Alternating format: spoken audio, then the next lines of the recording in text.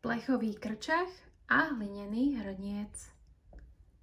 V jedno ráno sa plechový krčach rozhodol, že sa vydá do sveta. Aby mu po ceste nebolo otupno, pozval do sveta hlinený hrniec. Ten sa mu však zdvorilo poďakoval, čo hneď aj zdôvodnil.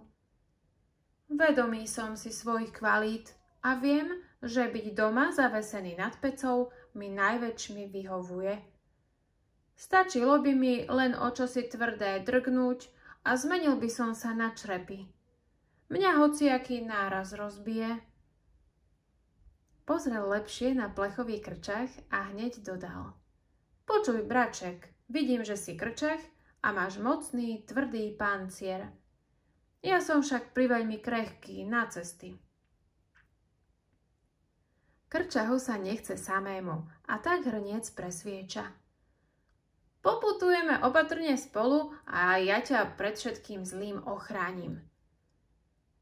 A tak si tľapli a kamaráti veselo pustili sa len tak svet spoznávať.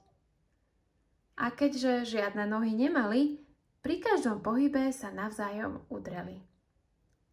Ešte neprišli ani na koniec dediny a už mal hrniec odretý bok. Potom sa im do cesty priplietol kameň.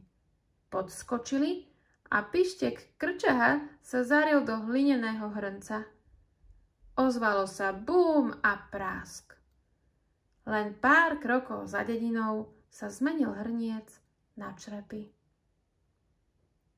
Poučenie: žime len so seberovnými priateľmi, aby sme neskončili ako hlinený hrniec.